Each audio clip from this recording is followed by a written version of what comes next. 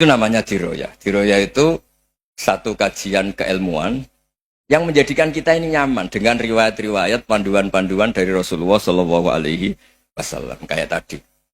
Kenapa sih tentang baik sama tetangga, baik sama tamu? Hitung-hitungannya itu mangkana yu'minu billahi wal yaumil. Saya pernah dicium sama orang miskin yang akut miskin betul.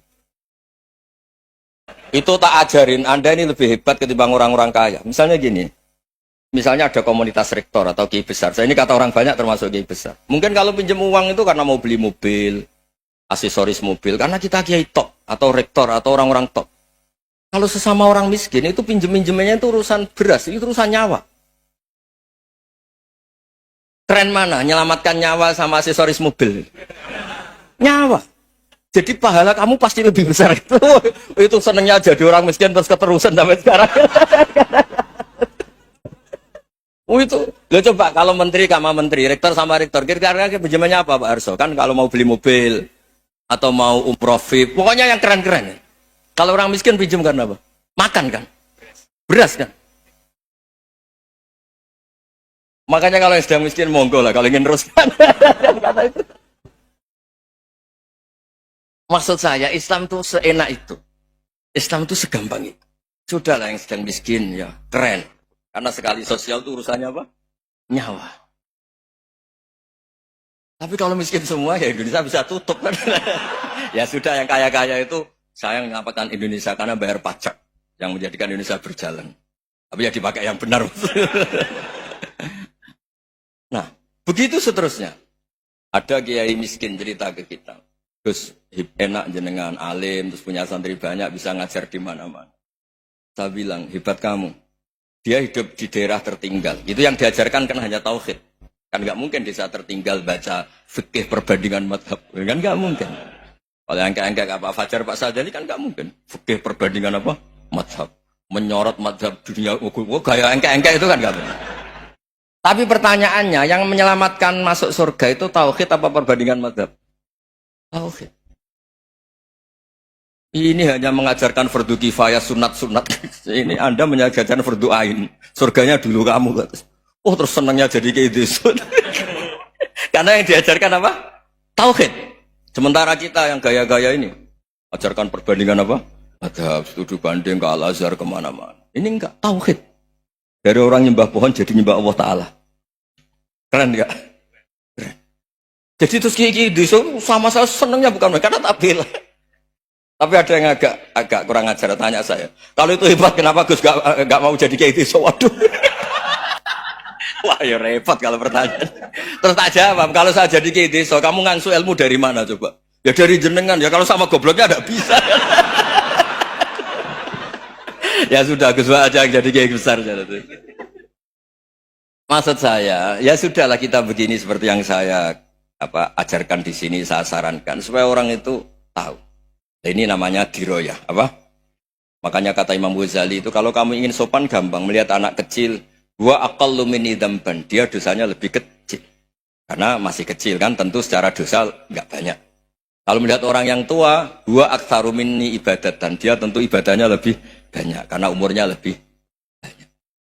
Sehingga terus semua orang lain tuh di depan kita itu hebat. Ya semua orang lain sama misalnya Pak ini rektor, Pak Fathul Wahid rektor. Tanggung jawabnya lebih banyak, berarti pahalanya lebih banyak. Tapi sama, ketika melihat Nyon Sewu, melihat pegawainya yang secara lahir di bawahnya, ini tanggung jawabnya nggak banyak, pasti salahnya juga enggak. Itu yang diajarkan Rasulullah SAW, sehingga enak lah. Tapi kalau kita melihat orang lain selalu salahnya, itu pecundang. Allah saja tidak seperti itu kan, amal baik ya ada khairan, amal buruk ya ada saron, semuanya dilihat oleh Allah Subhanahu wa Ta'ala. Saya tuh punya teman Gus, agak beling, agak seenaknya. Dulu miskin. Wah itu seenaknya betul. Kayak kenal Tuhan. Tak tanya, kenapa kamu seenaknya? 1 bulan tuh labanya bisa 200 juta sampai 500, sampai 1 miliar. Saya itu Gus, setelah duha itu perkembangannya bagus. Salah duha itu. Saya pernah miskin, kan kata, apa, ingka dari rezeki fisama, apa, wa ingka ana qalilan. Ya kalau fisama fa'anzilhu, terus wa ingkana qalilan fakasirhu, kalau sedikit perbanyak. Ini trennya sudah benar semua. Nah, wa ingkana apa Ya, haroman fatohiru. Kalau haram yang kau sucikan.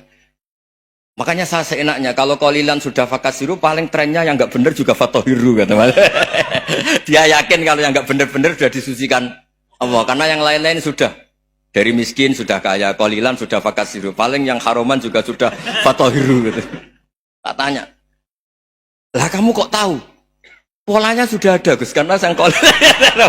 Kamu sembrono sama Tuhan kok begitu kan? Tapi apapun itu seneng saya. Seneng saya sering salah teh, makanya saya mohon yang sekarang miskin sedang miskin itu ya ndak usah nyesal banget-banget. Kalau ingin kaya monggo lah, namanya orang juga ingin. Ya, tapi Anda harus bangga. Sosial antar kalian adalah urusan nyawa dan itu pahalanya luar biasa. Supaya kita, nah yang kaya-kaya juga boleh GR lah karena pembayar pajak. Dan itu bisa menyelamatkan apa? Indonesia Raya. Begitu seterusnya. Itu yang diajarkan Nabi, antawadhu hatta la yabghiya ahadun ala ahadin. Kamu semua harus tawadhu sehingga antar kalian tidak saling tidak sopan, tidak saling liar, tidak saling mendolimi. Termasuk tadi sikap gak jelas tadi. Orang dolim yang sekarang dolim bisa saja tobat, yang sekarang soleh bisa saja nanti. Semuanya itu mungkin. Kita diajari ya muqallibal qulub tsabbit qalbi ala dini.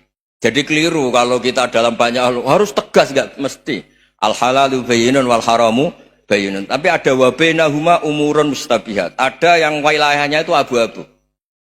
Misalnya ada perempuan cantik misalnya, contoh paling gampang. Kalau kamu ajari secara serius, kamu bisa aja tergoda jadi fitnah.